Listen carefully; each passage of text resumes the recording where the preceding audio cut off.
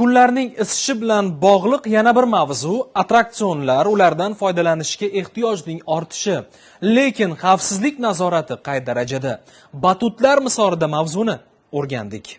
Ota-onalar o'ylashadi, batutda nima hech jarohat olmaydi, yumshoq narsa, sakrashadi, nima qiladi, lekin arzimagan jarohat og'ir ahvolga olib kelishi mumkin. Respublikamizda jami bo'lib faoliyat ko'rsatayotgan istirohat bog'lari soni 126 ta. Ulardan 21 tasi Toshkent shahriga to'g'ri keladi.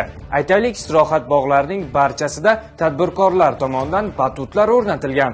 Undan tashqari ham ko'cha-ko'yda ana shunday attraksionlarga ko'zimiz tushadi. Kuniga hozirda 80 tadan 100 tagacha murojaat bo'ladi. Kichik yoshdagi bolalar, ya'ni bog'cha, maktab, kichik maktab yoshidagi bolalarda jarohatlar mexanizmini tahlil qilganimizda ko'pincha shu o'rnatilgan batutlar yoki o'yin maydonchalaridagi uskunalardan yiqilib tan jarohati olib kelishadi. Undan tashqari batutda tinimsiz sakrash bolaning miya faoliyatiga zarar keltiradi. Og'ir darajadagi singan suyaklarning tiklanishi uchun ham ancha vaqt kerak bo'ladi. Og'ir sinishlar ham kuzatiladi. Jarohatni sinishni turiga, bolaning yoshiga hamda bolani immunitetiga bog'liq ravishda bu bitishlar kechikishi mumkin.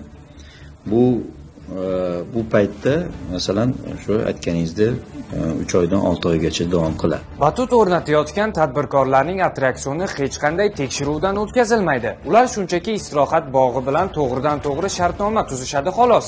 Biz ularning texnik tekshiruvi bo'yicha hokimiyat hamda yana bir qator davlat tashkilotlariga murojaat qildik. Ular bizdan tekshiruvdan o'tmaydi degan javobni berishdi. Agar vaziyat o'zgarmasa, o'zboshimchalik bilan ana shunday batutlarni o'rnatib oladiganlar ham ko'payishi turgan gap. Muhammad Amir Hayotzoda, Rahmatullo O'lmasov, Markaziy studiya uchun.